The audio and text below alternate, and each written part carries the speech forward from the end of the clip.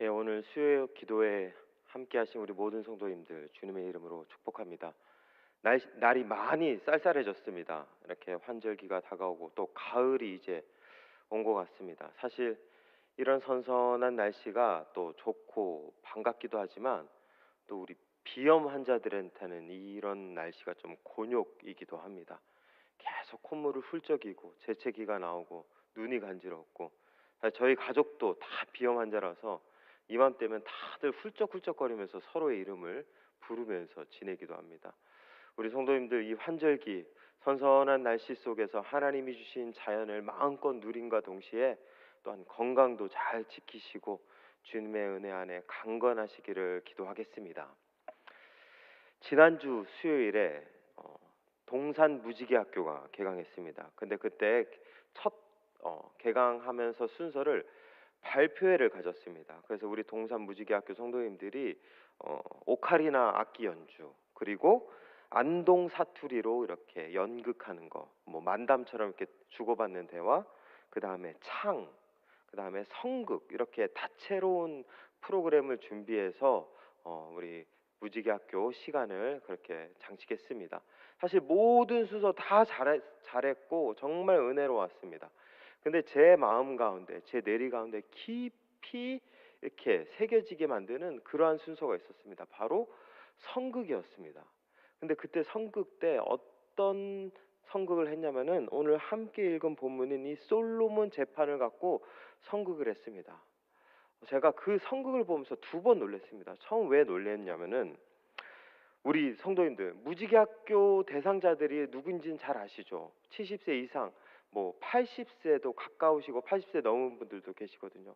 그렇게 연로하신 분들이 성극을 하시는데 정말 한 번도 안 틀리고 모든 동작, 동선, 표정, 대사, 연기 완벽하게 숙지해서 연극을 해 주신 것이었습니다. 전 그때 너무 놀랐습니다. 그리고 무대 의상도 정말 섬세하게 하나하나 제대로 준비했습니다.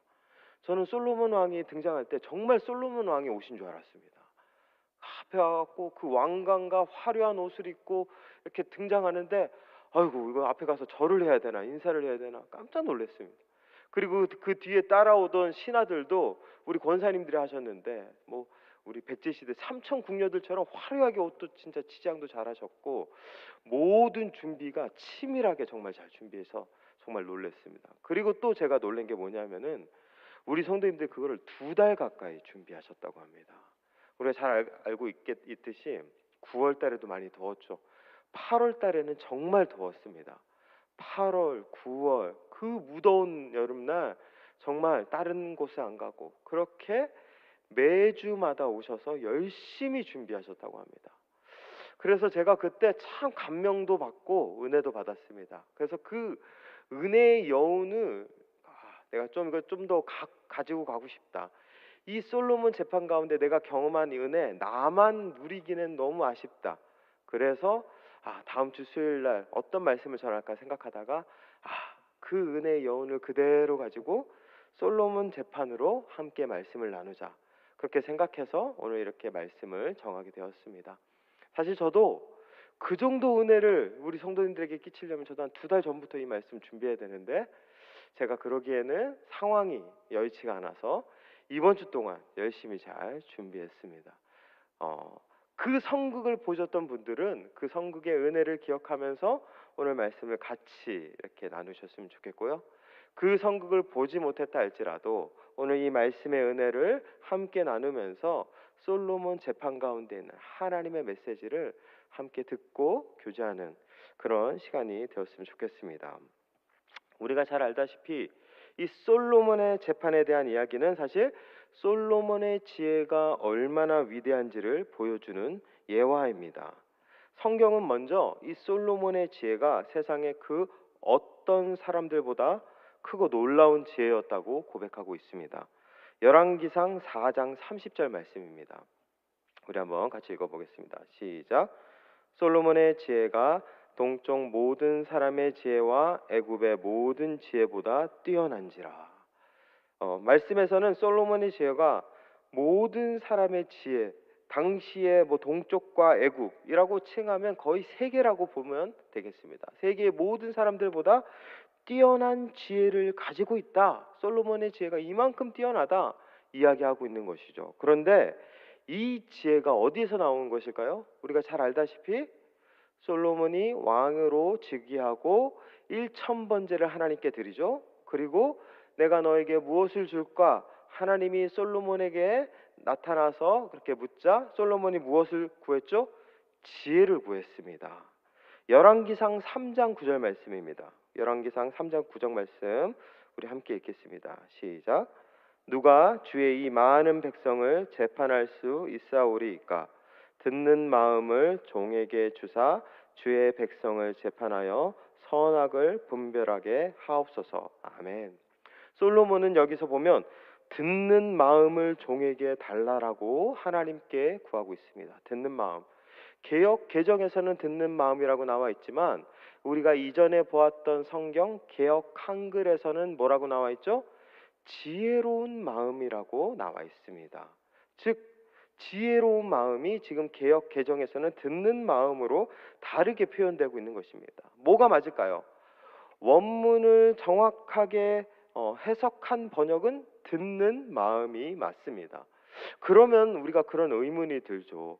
그럼 왜 개역 한글 이전 버전에서는 지혜로운 마음이라고 했습니까? 그런 질문이 생길 수 있죠. 그 이유는 간단합니다. 이 듣는 마음을 직역하면 듣는 심장입니다. 심장. 히브리어에서는 인간의 신체 기관을 어떠한 특정한 기능을 하는 것으로 풀이되고 있습니다. 예를 들면 간이나 콩팥 이런 기관들은 인간의 감정을 담당한다라고 그렇게 표현하고 있죠. 특별히 심장은 무엇을 담당할까요? 인간의 지성과 인지를 담당한다라고 그렇게 그들은 생각했습니다. 그래서 이 심장이라는 단어를 사용하는 곳곳 구절에는 이렇게 풀이하여서 성경이 나오는 부분이 있습니다. 신명기 29장 4절입니다. 우리 신명기 29장 4절 말씀 함께 읽겠습니다. 시작.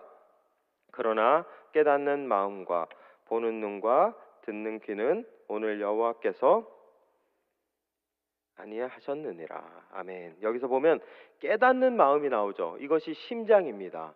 심장을 여기 신명기에서는 깨닫다라고 그렇게 풀이하고 있습니다. 결국 우리가 우리의 삶 가운데서 인지와 지성을 갖고 하나님의 말씀을 깨닫고 삶의 그 인생을 깨닫는 모든 자리, 그런 것들을 심장과 연결해서 이야기하고 있는 것이죠. 그래서 심장은 깨달음이다. 깨달음이 곧 지혜다. 그래서 개역 한글에서는 지혜로운 마음으로 풀이하고 있는 것입니다. 솔로몬은 그래서 듣는 심장, 듣는 마음, 지혜를 하나님 앞에 구해서 그 지혜를 얻었습니다. 특별히 솔로몬이 지금 받은 지혜는 무엇이죠? 듣는 지혜입니다. 그냥 지혜, 하나님의 비밀을 깨닫는 지혜, 뭔가 문제를 해결하는 지혜, 그런 지혜라기보다는 첫 번째로 그는 듣는 지혜를 얻었습니다. 오늘 본문에 나오는 이 솔로몬의 재판에서는 이러한 솔로몬의 지혜가 그대로 드러나고 있습니다. 지금 솔로몬의 재판에서 두 여인이 등장하죠. 창기 두 여자입니다. 이 여인들은 서로 산 아기가 내 아기라고 주장하면서 솔로몬에게 이야기하고 있습니다. 먼저 17절 말씀입니다. 우리 17절 말씀에 많은 부분 다 읽지 말고 노란 글씨만 한번 읽어보겠습니다. 시작. 한 여자는 말하되. 17절에서는 한 여자가 먼저 등장합니다. 이 여자가 자신의 입장을 변호합니다. 내가 지금 이렇게 있는데 내 아이를 지금 이 여자가 빼앗았다, 이렇게 주장하는 것이죠. 그리고 22절에서도 또 이렇게 말하고 있습니다. 우리 노란 글씨로 된 부분 한번 같이 읽어보겠습니다. 시작. 다른 여자는 이르되. 22절에서는 한 여자의 변론이 끝나고 다른 여자가 변론을 시작합니다. 그렇게 두 여인이 계속 공방을 하고 있거든요. 그런데 솔로몬은 이 두 여인의 하소연을 그냥 스쳐 지나갈 만한 그 이야기를 그대로 듣고 있음을 성경이 포착해냅니다. 23절 말씀입니다. 23절 말씀, 여기 노란 글씨 한번 읽어보겠습니다. 시작. 왕이 이르되 이 여자는 말하기를. 그 다음에 밑에 줄 한번 거기 읽어볼까요? 저 여자는 말하기를. 성경에서는 솔로몬이 이 두 여인이 하고 있는 이야기를 그냥 스쳐 지나가 버리거나 그냥 넘겨가는 것이 아니라 그대로 다시 반복하며 이 여자들의 이야기를 곱씹고 있음을 우리에게 이야기하고 있는 것입니다. 제대로 경청하고 있다는 것입니다.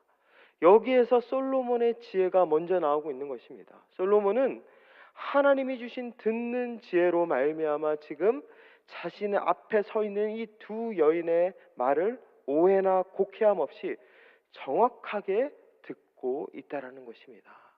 이것이 솔로몬이 얻은 듣는 지혜입니다. 우리는 보통 듣는 지혜, 무엇을 먼저 생각할까요? 우리는 듣는 마음을 하나님께 달라라는 그 솔로몬의 간구를 들었을 때 이렇게 생각했을 것입니다. 아, 솔로몬이 하나님의 음성을 먼저 들을 수 있는 지혜를 얻었구나.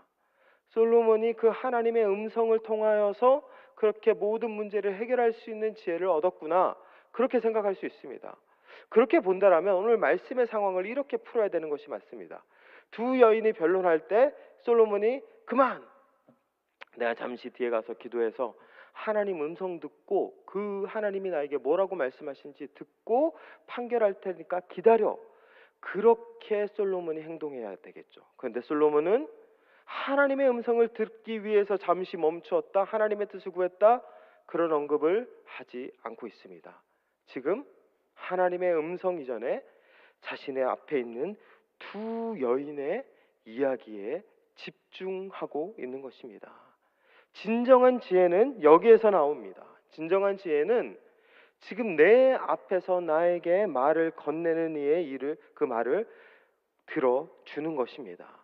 뭔가 위대한 소리를 듣고 그 소리를 깨닫고 위대한 성인들과 명언들을 내 안에 계속 쌓아가고 그것을 풀이해내는 것이 지혜가 아니라 지금 내 앞에서 나에게 하소연하는 그 사람의 말 한마디 한마디를 다 들어주고 공감해주고 경청해주고 그것을 짚어주는 그 모습이 바로 하나님이 주신 듣는 지혜다라고 우리에게 말씀하고 있는 것입니다. 이것이 솔로몬의 놀라운 부분입니다. 근데 우리가 이것을 그냥 말씀에서 보면 뭐 들을 수 있겠지라고 생각했지만 사실 솔로몬은 이 두 여인의 말을 들을 필요는 없습니다. 왜 그러냐면은 이 두 여인은 성경에서 누구라고 언급하죠? 창기라고 언급합니다. 이 두 여인의 직업은 창기입니다. 성경은 창기를 굉장히 부정하고 죄스러운 여인으로 그렇게 규정하고 있습니다. 신명기 23장 17절 말씀입니다. 우리 한번 같이 읽어보겠습니다. 시작. 이스라엘 여자 중에 창기가 있지 못할 것이요 이스라엘 남자 중에 남창이 있지 못할지니. 하나님은 이스라엘의 창기를 엄격하게 금하셨습니다. 그 이유가 있습니다. 민수기에 보면 바알보올 사건이 나옵니다. 이스라엘이 바알보올을 섬기며 우상을 섬기는 사건인데 그때 이스라엘이 창기와 음행하는 모습을 성경은 광야에서 처음 그들의 모습을 보여주고 있는 것입니다. 원래 이스라엘 사회에서는 창기가 없었던 것 같습니다. 그런데 민수기 사건 때 그 바알보올의 그 우상과 가담하는 그 사건 때 그때 창기를 처음 이스라엘이 접했던 것이죠. 그래서 하나님 보시기에 창기는 우상과 연관되어 있는 심각한 죄악으로 여기고 있는 것입니다. 이러한 창기, 죄악을 함께 동반하는 여인들, 이 여인들의 이야기 과연 들어줄 필요가 있을까요? 더군다나 지금 오늘 말씀에서는 아버지가 등장하지 않습니다. 이 여인의 아버지가 함께 등장해서 이 아이는 내 아이입니다 하지 않고 있는 것이죠. 그럼 이 아기는 누구의 가능성이 높을까요? 사생아의 가능성이 높습니다. 그리고 이 여인이 그 수없이 스쳐 지나간 그 수많은 이들 중에 한 명의 아이일 수 있다라는 것입니다. 누구인지도 모르는 아기. 유대 사회에서는, 히브리 사회에서는 부정한 아기로밖에 볼 수 없는 그런 상황인 것이죠. 그래서 이런 상황을 종합해 본다면 솔로몬은 이 여인의 말을 들을 필요는 없습니다. 그냥 너희 둘이 알아서 해결해라. 뭐 그런 거 나한테까지 가지고 와서 내 마음을 힘들게 하느냐? 그냥 가서 알아서 해결해. 이렇게 이야기할 수 있었다라는 것입니다. 그런데 솔로몬은 그렇게 하지 않았죠. 이 창기 두 여인의 이야기를 들어주고 있습니다. 여기에서 하나님의 지혜가 나타나는 것입니다. 저는 우리의 삶도 마찬가지인 것 같습니다. 우리가 진정한 하나님의 지혜 속에 살아가기 위해서는 무엇을 먼저 해야 될까요? 뭔가 위대한 이야기, 명언들, 깊이 있는 그 지식들을 내 안에 섭렵하고 축적해야 되는 것, 그것이 필요할까요? 물론 세상의 지혜는 그럴 수 있겠지만 하나님의 지혜는 그렇지 않습니다. 오늘 솔로몬의 모습처럼 하나님의 지혜는 먼저 나에게 말을 걸어주는 그 사람의 이야기를 들어줄 수 있어야 합니다. 그런데 이것이 쉽지 않습니다. 우리가 살아가면서 오늘 여기 계신 분들도 오늘 하루 수많은 이들을 만나고 수많은 이들의 말을 듣고 오셨을 것입니다. 근데 그들의 말을 처음부터 끝까지 다 들으려면 사실 우리의 삶이 건강하게 유지될 수 있을까요? 우리에게 들려오는 그 수많은 소리들 다 우리가 듣고 있으면 사실 정상적으로 온전하게 내가 나의 삶을 유지하는 것이 쉽지 않을 것입니다. 길을 가다가 갑자기 어떤 사람이 갑자기 나에게 다가와서 말을 겁니다. 선생님 얼굴을 보니까 안색이 굉장히 좋으시고 광채가 납니다. 혹시 전생에 조상들에게 덕을 많이 쌓으셨습니까? 아니 선생님 등을 보니까 귀신이 덕지덕지 붙어 있는 것 같은데 혹시 조상들에게 큰 죄를 짓지 않았습니까? 제사 드려야 되지 않을까요? 이런 얘기 한번 들어보시지 않으셨습니까? 도를 아십니까? 저는 모르겠습니다. 저에게만 오는지 몇 번 들어봤습니다. 뭐 이것뿐만 아니죠. 막 바쁘게 뭔가를 일하고 있는데 갑자기 띠링띠링 전화가 오더니 누구누구 고객님 맞으십니까? 정말 좋은 상품 나왔습니다. 이거 가입하면 정말 나중에 보장도 되고 많은 도움이 될 겁니다. 죄송합니다. 제가 지금 시간이 없어서 그런데 그냥 끊겠습니다. 거절해도 계속 붙잡고 얘기를 하죠. 그럴 때 우리가 그런 이야기를 과연 나에게 말을 걸어주는 그 수많은 이들의 이야기를 제가 그냥 단순히 극단적인 예로 이 두 가지 예를 들었지만 이것뿐만 아니라 우리의 삶 가운데 우리에게 다가오는 말, 소리 모든 것들을 다 듣는다라는 것이 사실 쉽지 않고 불가능에 가깝습니다. 그렇다면 우리는 어떻게 우리에게 오는 것들을 잘 듣고 걸러서 분별력 있게 들어야 할까요? 그 분별력은 바로 여기에 있습니다. 눈입니다. 나에게 말을 걸어오는 이들의 눈, 그들의 눈빛을 보면 그들이 나에게 무슨 의도로, 무슨 목적으로 오는지 알 수 있습니다. 왜냐하면 눈은 절대로 거짓말을 하지 않기 때문에 그렇습니다. 맹자는 마음이 바르면 눈동자가 맑고 눈동자는 그 악을 감추지 못한다고 말했습니다. 우리에게 다가오는 수많은 이들, 우리가 다 그들을 수용하고 포용하면 좋겠지만 중요한 것은 우리 안에 분별력이 필요할 때가 있습니다. 그때 우리가 해야 될 것은 그들의 눈을 바라보는 것입니다. 우리를 바라보는 그들의 눈빛을 보아야 합니다. 지금 솔로몬은 이 두 여인의 말을 정말 경청하면서 잘 들었습니다. 그 이유가 무엇일까요? 사실 솔로몬이 이 두 여인의 말을 들을 수 있었던 이유는 그들의 눈에서 어머니의 눈빛을 보았기 때문에 그렇습니다. 단순히 창기의 모습으로 솔로몬에게 다가왔다라면 솔로몬은 거절했을 것입니다. 그러나 지금 당장 이 문제를 해결하지 않으면 잃어버릴 수 있는 내 아이, 내 자식, 그 자식을 되찾기 위해서 절절한 심정으로 다가온 한 어미의 눈빛을 솔로몬이 보았기 때문에 솔로몬은 그 눈빛을 거절하지 않았던 것입니다. 그 여인들의 그 절절한 사연, 그 눈 안에 담겨 있는 그 수많은 절박함, 솔로몬은 그것을 알았기에 그들의 이야기를 들어줄 수 있었던 것입니다. 우리도 마찬가지입니다. 우리의 삶 속에서 우리에게 다가오는 수많은 이야기들이 있죠. 그러나 그것들 가운데서 우리에게 진심으로 다가오는 이들이 있습니다. 나에게 사랑의 마음으로 함께 교제하고자 하는 그 친밀의 감정으로, 또한 진실한 마음으로, 순수한 마음으로 우리에게 다가오는 이들이 있습니다.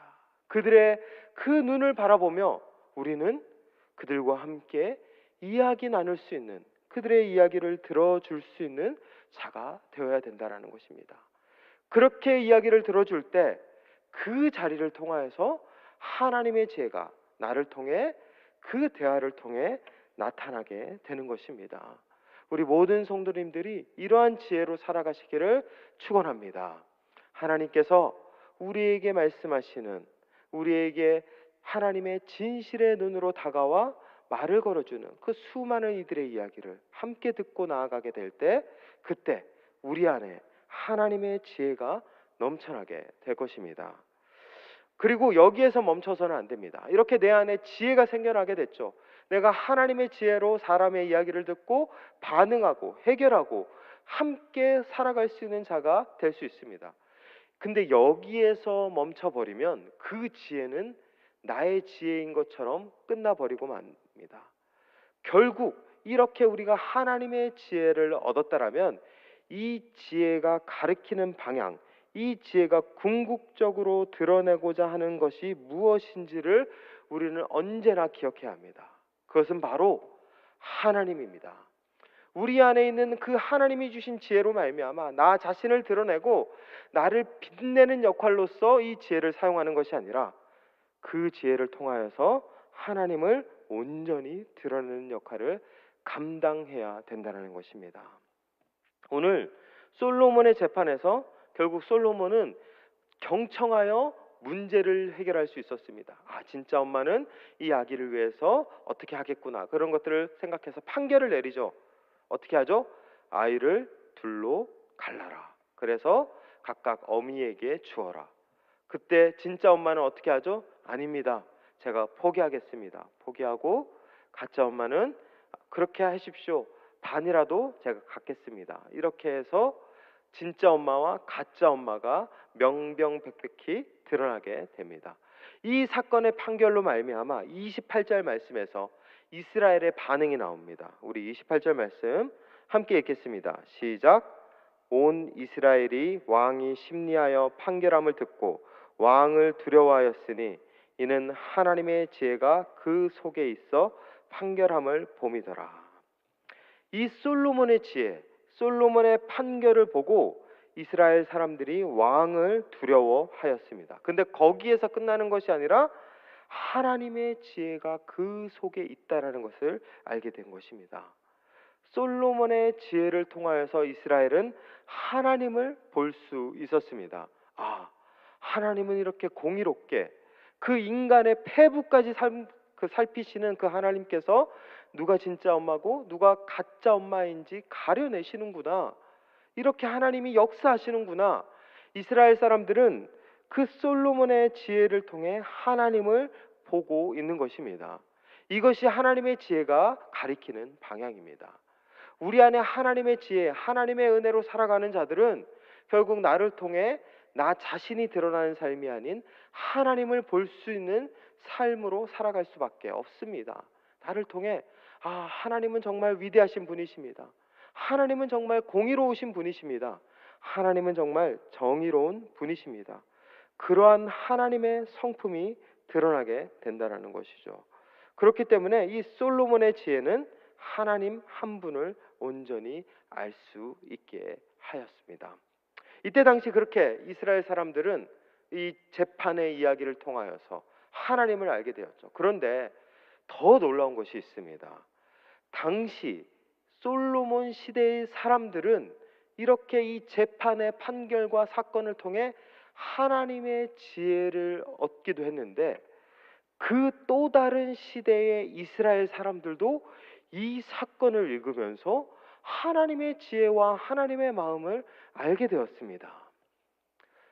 그것을 알기 위해서는 우리가 이 열왕기상이 어떻게 쓰여졌는지를 좀 살펴볼 필요가 있습니다. 원래 열왕기상과 열왕기 하는 한 권의 책입니다. 그래서 이것을 열왕기서라고 불립니다. 그 열왕기서가 언제 쓰여졌을까요?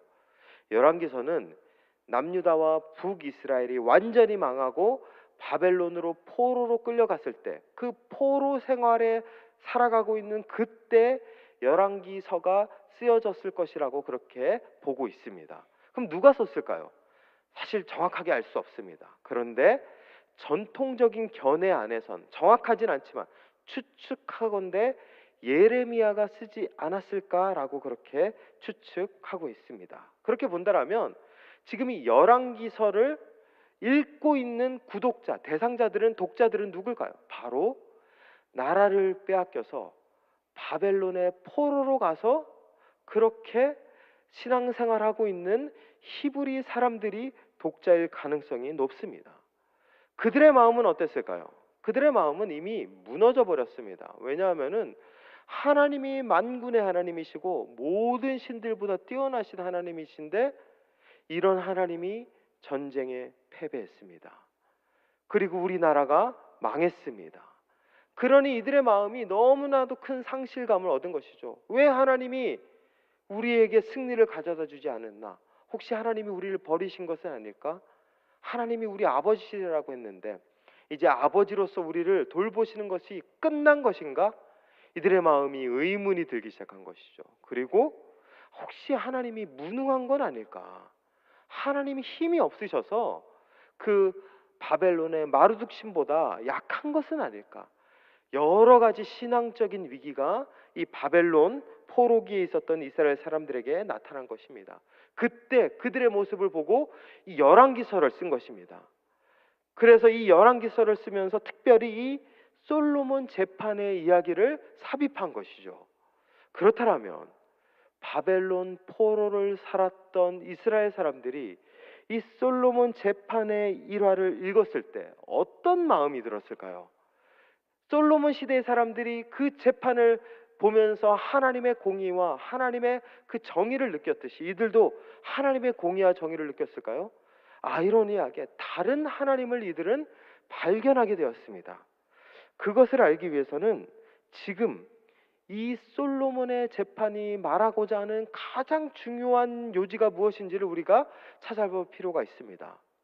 저는 말씀 서두에 솔로몬 재판의 이 중요한 이 이야기는 솔로몬의 지혜에 대한 예화라고 저는 그렇게 말씀드렸습니다. 물론 솔로몬 시대의 이스라엘 사람들에게는 이 솔로몬 재판이 솔로몬의 지혜를 드러내는 예화로 나타나고 있습니다. 그런데 바벨론 포로기에 있는 이스라엘 백성들에게 솔로몬 재판은 솔로몬의 지혜를 드러내는 말씀이 아니었습니다. 오히려 그들은 이 말씀을 통해서 굉장히 중요한 부분을 포착해냅니다. 그것을 보면 이 판결을 들은 두 여인의 반응을 보면 알 수 있죠. 우리 26절 말씀입니다. 26절 말씀 우리 함께 읽겠습니다. 시작. 그 산 아들의 어머니 되는 여자가 그 아들을 위하여 마음이 불붙는 것 같아서 왕께 아뢰어 청하건대 산 아이를 그에게 주시고 아무쪼록 죽이지 마옵소서 하되 다른 여자는 말하기를 내 것도 되게 말고 내 것도 되게 말고 나누게 하라 하는지라. 솔로몬이 이런 판결을 내리자 진짜 엄마는 어떻게 하죠? 이 아이를 포기합니다. 진짜 엄마는 이 아이를 살리기 위해서 차마 내 자식 죽일 수 없기 때문에 이 아이를 그냥 가짜 어머니에게 내어줍니다. 바로 이 솔로몬 재판의 가장 이야기의 절정은 바로 여기에 있습니다. 어머니의 자기 포기죠. 자식을 살리기 위해, 내가 사랑하는 이 아이 살리기 위해서 내 권리, 부모로서 요구할 수 있는 이 권리를 지금 포기하고 있는 것입니다. 그런데 이 말씀을 읽은 바벨론 포로에 있었던 백성들에게 어떤 마음이 들었을까요? 그들은 이 말씀을 읽으면서 눈이 번쩍 띄었을 것입니다. 앞서 말씀드렸다시피 바벨론 포로의 백성들은 원래는 하나님이 우리를 버렸거나 하나님이 무능해서 이 나라가 망했다라고 생각했었습니다. 그래서 우리가 버림받았다라고 생각했고 나라를 빼앗겨 바벨론으로 포로 생활하고 있다라고 생각했습니다. 그런데 이들은 이 열왕기서의 솔로몬 재판을 이야기를 들으면서 그게 아니라는 것을 알게 됐죠. 여기서 하나님의 마음을 알게 된 것입니다. 하나님이 무능한 게 아니구나. 하나님이 힘이 없어서 우리를 버린 것이 아니구나. 잠시 우리를 살리려고 내려놓은 것이구나. 그것을 깨닫게 된 것입니다. 어미가 그 아이를 살리기 위해 자기의 그 부모의 권리를 내려놓았듯이 이스라엘 백성들도 하나님이 우리를 살리기 위해 잠시 우리로서의 그 아버지의 권리를 내려놓으신 것이구나. 그것을 깨달은 것입니다. 그것을 내려놓지 않으면 죄에 빠진 이스라엘, 우상에 빠져 잘못된 길을 걸으며 절망의 늪으로 가고 있는 이스라엘, 도저히 살릴 방법이 없었기 때문에 그렇습니다. 이런 이스라엘을 살리기 위해서는 하나님이 잠시 눈을 감으실 수밖에 없는 것입니다. 진짜 엄마가 자식을 살리기 위해 자식을 포기했듯이 죄에 빠진 이스라엘을 살리려고 하나님이 잠시 이스라엘을 외면하신 것입니다. 이스라엘은 이 사건, 이 말씀을 읽으며 그것을 깨달았습니다. 여전히 하나님은 우리의 아버지시구나. 우리를 살리기 위해 지금 또 다른 자기 희생의 길을 걸어가고 계시는구나. 그것을 깨닫는 것이죠. 맞습니다. 사실 이것이 그냥 이해할 수 없는 이야기가 아닙니다. 부모가 된 우리도 너무나도 공감하고 이해가 되는 이야기입니다. 우리도 자식 키울 때 어떻죠? 자식들에게 항상 좋은 것 주고 내가 부모로서 항상 요구하고 이야기하고 자식들에게 명령하고 하면 좋겠지만 부모로서 자식 잘 되는 길을 가기 위해서 그렇게 하지 못할 때가 있습니다. 때로는 부모로서의 권리 참고, 때로는 사람들 앞에서 무릎 꿇어야 될 때도 있고, 때로는 하고 싶은 얘기 못하면서 그저 끙끙 앓으며 그 인고의 시간을 견뎌야 할 때가 있다라는 것입니다. 부모이기에 내 자식 잘 되기 위해서, 내 자녀 바르게 살기 위해서 우리도 부모로서 내려놓을 때가 있다라는 것입니다. 하나님은 지금 그렇게 이스라엘을 살리기 위해 자신의 권리를, 자신의 그 자리를 잠시 내려놓은 것이라고 우리에게 말씀하고 있습니다. 그런데 이것이 하나님이 이스라엘을 향한 사랑만이 아닙니다. 우리를 향한 사랑을 위해서도 그렇게 자기 자신을 내려놓으실 때가 있습니다. 아니, 자기 전부를 내려놓으실 때가 있습니다. 하나님께서는 자기의 전부이시자 자기의 아들이신 독생자 우리 주님 예수 그리스도를 우리를 위해 잠시 내려놓으셨습니다. 우리를 살리기 위해 그가 십자가에서 신음하며 고통치며 하나님 앞에 절규할 때 그 소리에 귀를 닫으시고 눈을 감으시며 아비로서의 권리를 잠시 포기하셨습니다. 그래야 우리가 살아나기 때문에, 그래야 우리가 온전하게 살 수 있기 때문에, 그래야 우리가 구원을 얻을 수 있기 때문에 하나님이 그렇게 이스라엘을 위해, 우리를 위해 자기 자신을 내려놓으신 것입니다.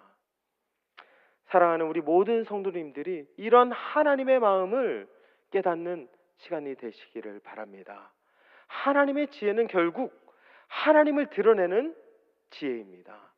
그리고 그 하나님을 드러냄으로 말미암아 세상이 알 수 없는 하나님, 인간의 눈으로 봤을 때 해석이 안 되는 하나님, 그 하나님을 바라보며 알아갈 수 있는 놀라운 비밀을 우리에게 풀어 헤치는 은혜의 자리입니다. 이 하나님의 지혜로 말미암아 이 세상을 살아가시길 바랍니다. 지금 내 삶 가운데 하나님이 마치 잠시 눈을 감고 계신 것 같습니다. 하나님이 지금 잠시 나를 향한 아버지로서의 권리를 포기하신 것 같습니다. 그러나 하나님의 지혜를 갖고 있는 자들은 그것이 하나님이 나를 버리신 것이 아님을 너무나도 잘 알고 있습니다. 하나님이 지금 잠시 나를 더 잘된 길을, 온전하게 나를 훈련시키시기 위해, 나를 바른 길로 인도하시기 위해 나를 잠시 그 하나님의 권리를 내려놓고 계시는구나. 그것을 깨달을 수 있다라는 것입니다. 우리 모든 성도님들이 이러한 하나님의 마음을 깨닫고 이러한 하나님의 은혜로 살아가시기를 소망합니다. 그러한 삶을 살아가는 자들, 그들은 하나님이 우리를 절대 포기하지 않듯이 우리도 역시 하나님을 절대로 포기할 수 없습니다. 포기하지 않습니다. 끝까지 하나님 붙잡을 수 있습니다. 하나님을 향한 신실함, 하나님이 나를 향해 신실하게 붙잡았듯이 나도 하나님을 향해 신실하게 붙잡고 신앙생활 할 수 있는 것입니다. 우리 모든 대구 제1의 성도님들이 이 믿음으로 신실하게 주님 바라보며 하나님의 지혜로 말미암아 당장 내 눈에는 해석이 되지 않지만 그 놀라운 신실하신 하나님을 온전히 바라보며 믿음으로 나아가는 우리 모든 믿음의 권속들 되시기를 주님의 이름으로 축원합니다.